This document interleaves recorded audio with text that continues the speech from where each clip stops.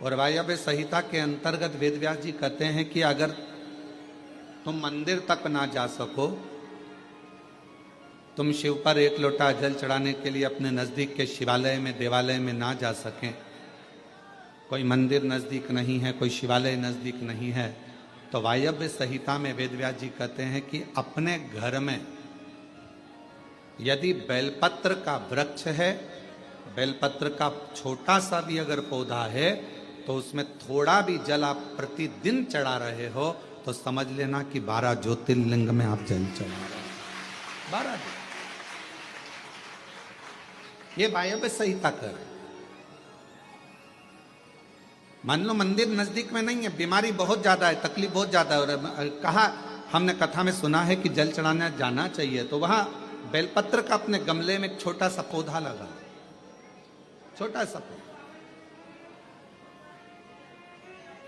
और छोटा सा पौधा लगाकर उस पौधे की परवरिश करो, जल चढ़ाओ। जब वो पौधा बड़ा हो जाए तो किसी बगीचे में जाकर, कहीं शिवालय में, देवालय में, कहीं पर एकांत में उस पौधे को लगा दो।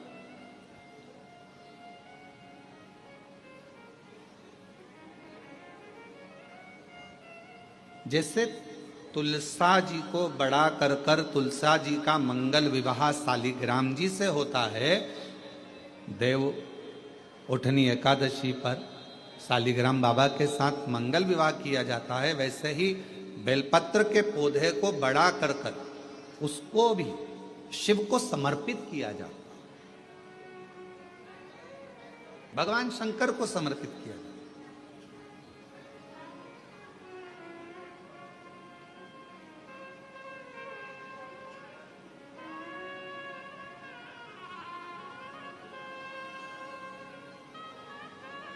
पर उस पौधे को पहले आपको बड़ा करना पड़ता है। पहले जैसे बेटी को बड़ा करते हैं और फिर उसका कन्यादान करते हैं, बेटी को बड़ा कर कर कन्यादान देते हैं, उसी तरह से बेलपत्र के पौधे को बड़ा कर कर उसकी आराधना साधना कर कर फिर उसका दान दिया जाए।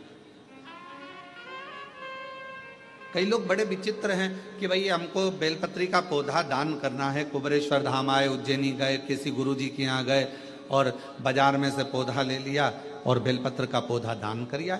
उसको कम से कम थोड़ा समय अपने घर में तो रखो।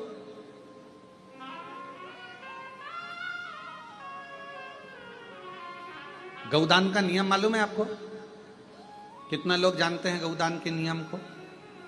गौदान का नियम होता है, कई लोग बेटी के विवाह में गाय दान करते हैं, कई लोग कोई शांत हो जाता है तो 12वें में 13वें में गाय दान करते हैं ना, गौदान करते हैं। तो उसका नियम क्या है?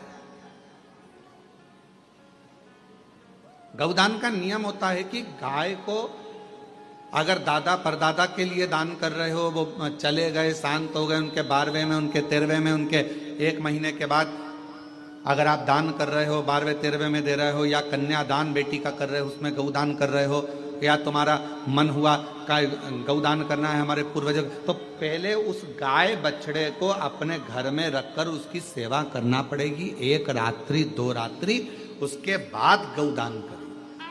पहले उसकी सेवा तो करो।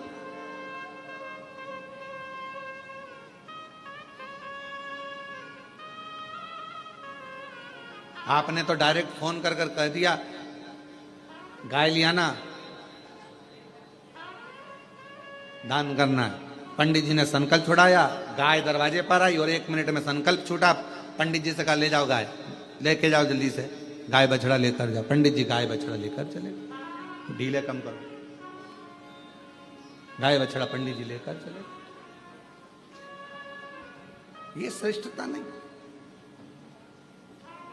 तुलसा जी का पौधा घर में रखकर उसको पोषित कर कर बड़ा कर कर फिर शालिग्राम भगवान से विवाह कर कर फिर दिया।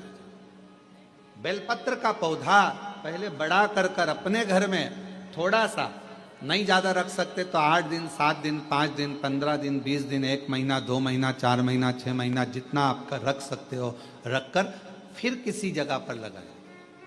क्यों? क्या जरूरत है गुरुजी? अपने घर में पौधे को रखकर फिर दान करना, अपने घर में पौधे को रखकर फिर कहीं लगवाना, अपने घर में पौधे को पहले परवरिश कर कर फिर कहीं उसको लगवाना। कारण क्या पड़ता है? कारण एक है, वायव्य संहिता शिव महापुराण की कहती है, अगर हमने किसी बेलपत्र के पौधे को अपने घर में रखकर 5 दिन, 7 दिन, 1 महीना, 15 दिन, 6 महीना उसको परवरिश करा, तो हमारे घर का कितना भी नेगेटिवता, कितनी भी हमारे घर में कुछ भी गंदा हो रहा है, कुछ गलत हो रहा है, कोई गलत हो रहा है, कोई झूठ बोल रहा है, कोई पाप कर्म हो गया हमारे घर में, इस भूमि पर जिसमें हम रहते हैं, उस घर में एनर्जी अगर नहीं है, तो आपने उस पौधे को अपने घर में रखकर उसका परवरिश कर कर 15 दिन, 7 दिन, 1 महीना, 2 महीना, 6 महीना, 8 महीना, जितना तुम्हारा मन कर जाए, 1 दिन, 2 दिन, जितना मन कर, उसके बाद पौधे को कहीं लगवा। क्यों?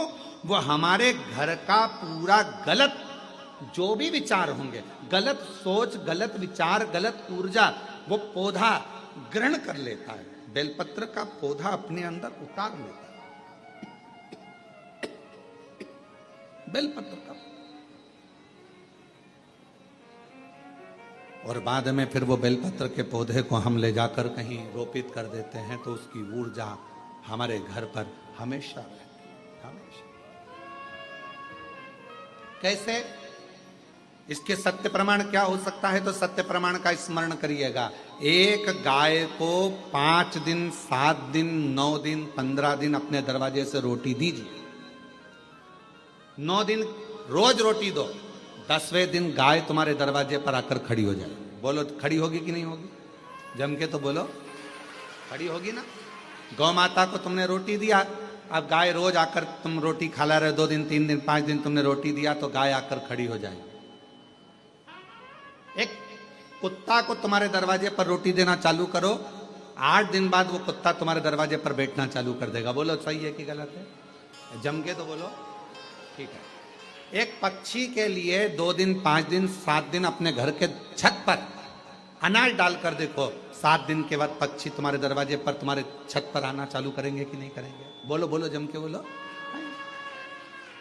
पक्षी आ रहे हैं, गाय आ रही है, कुत्ता आ रहा है, किसी को दे रहे हो आप, तो वो आ रहा है। उसी तरह जब हम हमारे घर में एक बेलपत्र के पौधे को बड़ा करते हैं, और बड़ा करने के बाद उस बेलपत्र के पौधे को तुम कहीं पर भी, इंदौर में रहते हो, सीहोर में आकर तुमने लगा दिया, खरगोन में रहते हो, बरहानपुर में जाकर लगा दिया, ग्वालियर में, तुम्हारा मन पड़े तुम अपने घर के आसपास में भी कहीं पर भी उस पौधे को, तुम रहते यहाँ हो 200 मीटर की दूरी पर, 500 मीटर की दूरी पर, 5 किलोमीटर पर, 10 किलोमीटर, कहीं पर भी जाकर उस पौधे को लगा दो। वो पौधा तुम्हारे घर में कितनी भी नेगेटिवता रहेगी, वो पौधा अपने आप तुम्हारे घर की गंदगी को खींचता रहेगा, नेगेटिवता को खींचता रहेगा, कहीं पर भी रहे, किसी भी जगह।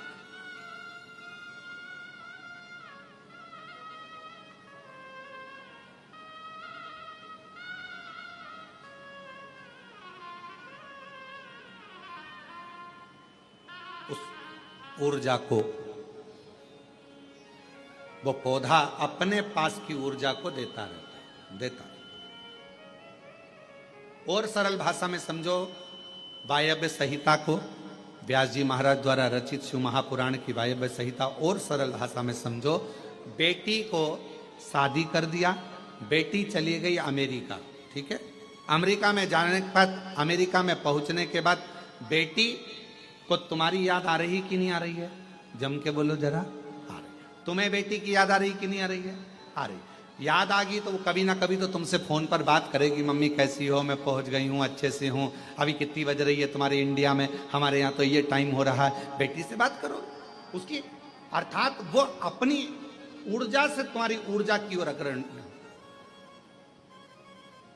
अपने घर में रखे हुए बेलपत्र के पौधे को अपन ने जो पाला है, जो अपने पौधे को पोषित किया है, बड़ा किया है, 6 महीना, 2 महीना, 15 दिन, 1 दिन, 8 दिन, जितना भी तुम रखे हो, उसके बाद तुम कहीं पर भी जाकर लगाओगे, तुम्हारे घर का जो गंदगी